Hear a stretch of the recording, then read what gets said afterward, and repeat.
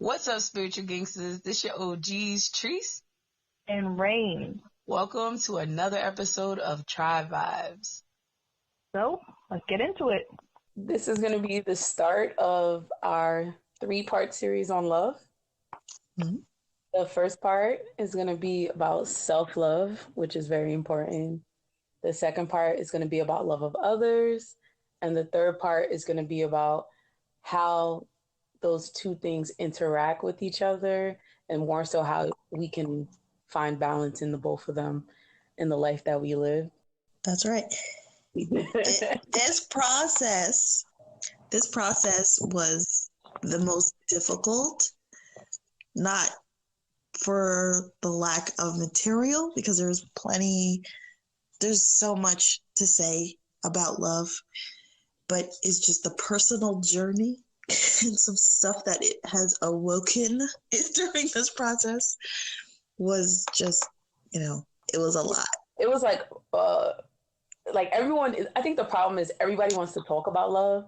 I feel like love is in the center of like everything and like a whole lot of things. So there's so much material out there, and just deciphering through the material and actually coming out with some type of realization sometimes is hard, especially on a topic like this.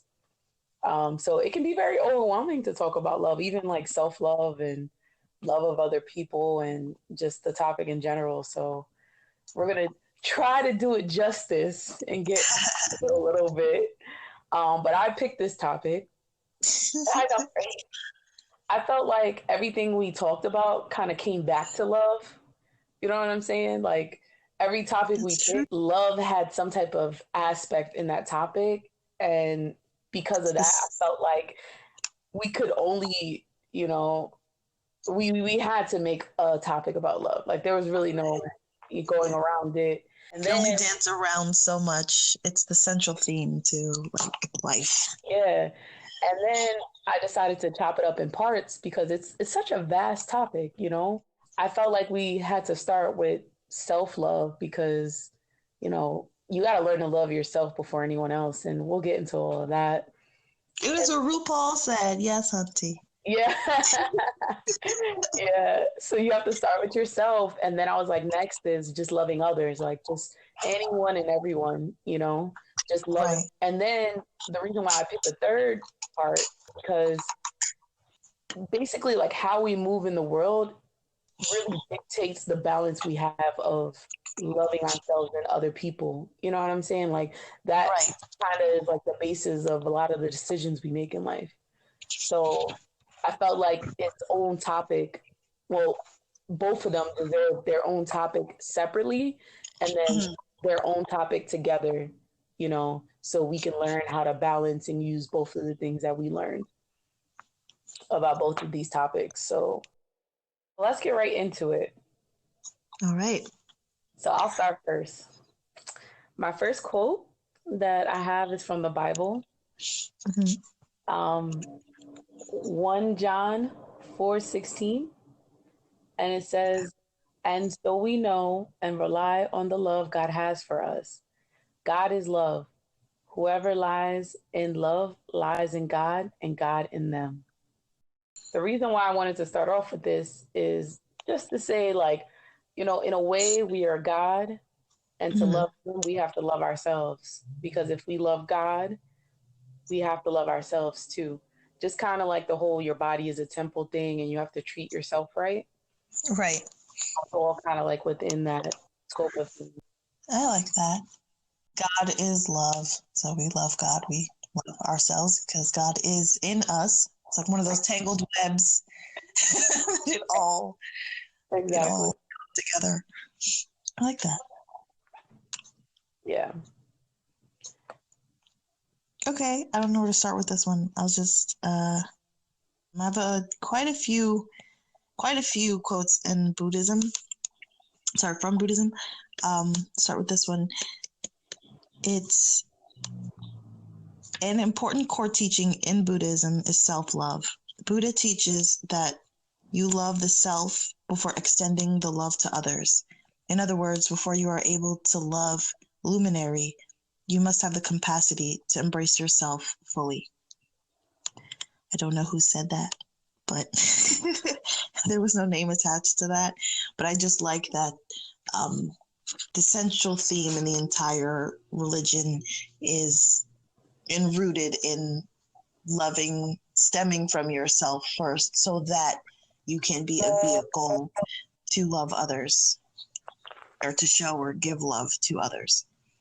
Yeah, actually, I found a lot of quotes. Like Buddhism was like a major center theme around love. Right, And right. it dealt with a lot of like love and compassion because their whole thing is about like freedom and being free from suffering. Right. And it seems like love and compassion has a lot to do with that. I guess I'll read. This is pretty long, but it has a lot of jewels in it. And I got this off of like some Buddhist blog. And it basically talks about like how we can be more compassionate to ourselves and how we can not separate our losses and bad experiences just because they're painful, and how that can turn into self-love. So, so basically it starts by saying the more painful your feelings, the more likely you are to hold the experience at bay, never to fully let it in so it can be processed and relinquished. And I'm going to pause a couple of times just so these can like settle in, because I feel like even the start was very powerful, because everyone wants to like push away their like feelings and bad experiences because they feel bad, you know, but because you push your feelings away and your bad experiences away, they can never get processed and relinquished. Like you can never deal with anything you don't want to bear. That's true. Honestly, I found quite a bit. I mean, we'll circle back to that a bit later, but I found that theme quite a bit where it's basically saying love is not just the good feelings and the happiness and the whether that pertains to yourself or to others. It comes with the darkness, and you have to push through the darkness and to fully experience true love. Yeah. Self-love is a process. It's not a point. Like it's not just like one thing. Right. Yeah, it's not it's a destination. the journey, man. So then I'll continue. He says, nor are you able to let it go, since that would first require allowing it to permeate you to whatever degree of impact it has for you. So like, I feel like with that, it's like you go through things, and the things you go through has something for you. Even if it's bad, it can be like the worst thing that ever happens to you. But the process of you dealing with it and becoming a different person is that process of you becoming into yourself and becoming one with yourself, and actually like triumphing above your experiences to become a better person and loving that better person, you know? Let me tell you how this one just hit me right in where my life is right now. That one, this theme came up. I have a quote. I think a few quotes that kind of like circle around this fact, but this one kind of just hit it on the head, and which is why it was so difficult for me to do this theme at this very point in time in my life. Sounds like you keep clapping. Personally. Huh? It sounds like you keep clapping. I'm sorry. It's just, I feel you. like, you know what I mean? And that's something, like, we do these because it's stuff that we have to learn for ourselves. It's not just like a preach moment, and you know what I mean, or us try to teach a lesson. It's like, fuck, I needed this exact thing right now. But it's just, it's real. You can say your quote in between this. I can always come back because it's a lot. Like it unravels a lot. Okay, I have let me do this one. Rumi. Now, we cannot talk about love without bringing up Rumi. So this nigga is everywhere through my quotes. I love one of my favorite poets. But this one is it's short, but it's to the point. The wound is the place where the light enters you. Oh. This is Rumi's my nigga. It's We need to take a moment. Can you repeat that? And let's just take a moment of silence. In the back. The wound is the place where the light enters you.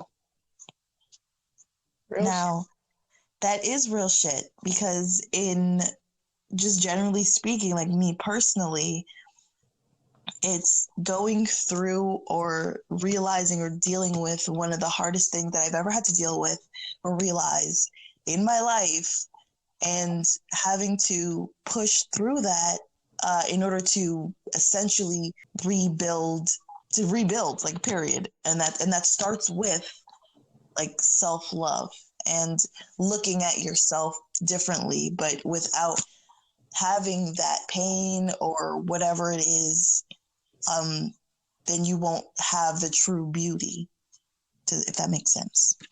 Oh, yeah, definitely. It's kind of like when people say your experiences make you, it's true, your experience make you, but they're not who you are. Who you are, who you choose to be despite the circumstances. Yep. And with that, you can find total peace. Without darkness, we will never know light. That's true. So go pushing through or dealing with your pain and how you truly heal through that, you become so much more faceted and so much more beautiful, because like some of the most beautiful diamonds, those are like, they have the most cuts in them so they could sparkle. I was going to say that kind of goes into the whole duality of life, which we'll talk about in another podcast. Yeah, you know, that plays into duality, which is also like, you know, something so that can feel so terrible, but yet it's so beautiful, but yet you can find a lot of peace in. So yeah, let me continue. Like, this shit gets deep, man. So then he continues that says that you separate from it, meaning your bad experiences or anything that's really making you feel like you're suffering, by becoming angry or restless. Or you start to judge yourself or others and fantasize about how you could have been different or done things differently. You repeat this story to yourself over and over again and harden around the experience. Why? Because the feeling seems so unbearable that to fully let it in seems as though it would be to experience total death. You mistakenly believe separation is safety, and paradoxically, the opposite is true. To allow the experience in is to embrace life. So, like, you know, basically everything we've been saying, that like because of these bad experiences, we end up having like these feelings of anger, restlessness, maybe hating ourselves, judging ourselves, fantasizing about other people's lives. Like, I can be like this, I can be like that person, even without fully knowing what they're going through themselves. And us not wanting to let this bad experience in, we're kind of like hating ourselves, you know? And by hating ourselves, we're never evolving. Like, we may be physically evolving, like things around us may be changing, but like inwardly, we're not evolving, and we're not truly embracing ourselves or even really embracing life, because what you have around you is like a pseudo life you're creating around yourself because you're trying to block out your experiences, or maybe just some restlessness or messed up feelings that you feel inside that you're not letting out and that you're not dealing with, you know? Absolutely. When we did our piece on comfort zone, like your comfort zone is created at that time. I need to heal, I need to regroup, I need to step back and deal with something in whatever sense that may be. And eventually you have to leave that comfort zone. But the need for it, you know, that's something that we didn't talk too much about. But I believe it said something like that in the quote you just read, even what you just said, where the reality that you create for yourself, you surround yourself with what you feel you need at that time to heal, or you separate from actual reality. And that in that separation and cutting yourself off from others or from your growth to heal. I don't know. I forgot where I was going with that. But you're basically saying like sometimes you do need that time to heal, but there's also a time where you need to step back into reality, because you're not like, sometimes you need that stagnancy. Like, I remember that topic when we were talking about comfort zones. It's like, I was saying like, oh, kind of a little off topic, but during our podcast about comfort zone, I was saying that, I want to step out of my comfort zone. I feel like, my comfort zone is making me stagnant and blah, blah, blah. But you were saying that the comfort zone was actually a time that I needed for myself to heal, so that when I actually go out of it, I'm actually a better person and I'm actually able to conquer things. And I actually healed myself when I was in that comfort zone and, surrounding myself with these things. But, eventually you need to go back to reality, which kind of connects with what I just said. We may be blocking out our bad experiences because we want to feel comfortable, but sometimes we have to embrace them, accept them in, so that we can truly heal ourselves, so we can step out into the world loving ourselves, you know what I mean, and doing, really experiencing the life that we want to live and experience. Yeah, that one. That's where you're trying to go. And then I'll read the last. Now he kind of gets into like how we can deal with feeling. So he continues to say, instead of suffering with guilt, loss, or any type of painful experiences or feelings from the past, we have to have compassion for ourselves with the feelings, the tensions, the sadness, the angry, insecurities, whatever that arises from our difficult past situations. They need to be acknowledged as suffering. This is like the Buddhism part of it. Like, all of our experiences need to be acknowledged as suffering that needs to be held with compassion and loving kindness, instead of berating ourselves for not getting over it. And just like a little segue, lots of times, like, we like to hate ourselves because we like dwell on things. Right. I can't get over this, or I can't get over that, or I still feel angry about this. We're more compassionate to other people most of the time than we are to ourselves. That's true. That's we need to all work on as people, being more passionate, loving, and kind to ourselves, And then I'll continue with what he says. We need to pay more attention to our thought patterns that arise around these situations and mistakes. And then he goes on to discuss how we can overcome this, because how he describes having compassion and loving yourself, he thinks of it as like a kind of like a task, like a muscle that needs to be worked. It's not like something that you just wake up and magically have one day. It is something you need to put conscious effort into, So love is a verb, man. It's an action word. And some people believe it's just something that like you just automatically have, but it is something we all need to work on physically. Yeah, it's not just a feeling. It's not just that that affection that you feel. There's actions that you have to put behind it, and that's doesn't just apply to being in a relationship or having any type of love towards anybody else outside yourself. It starts with yourself as well. Right. So he says that compassion is an energetic response, not a mental idea. It arises in the body through the belly and heart. It is what you feel when you see a small child fall and scrape a knee. Your natural response is to pick up the child, not because holding can make the scrape go away, but because it provides a kind of comfort that is healing to the spirit of the child. It is exactly in that energetic spirit that you hold yourself when you are fully accepting the truth of your own past experiences. The task is to find the humility and the courage to open to yourself in this manner, and it is not easy. Basically, self-care happens through acknowledgement of your suffering and your past experiences that has made you who you are, and having compassion with yourself throughout all these experiences. And that's kind of like how he ends everything. That's it right there. That was important. I feel like everything he said was very important. No, there was a lot of gems. You're right. There's a lot of different stuff I feel like we have to circle back to, because you have some quotes that deal with certain things, but that, like, it's in its entirety is basically, it's the truth. It is what it is. All right, we're going to wrap this up for today, but definitely come join us on our next episode where we dive a little bit deeper into this topic of self-love. Self-love. So at the end of the day, I hope you got something out of this.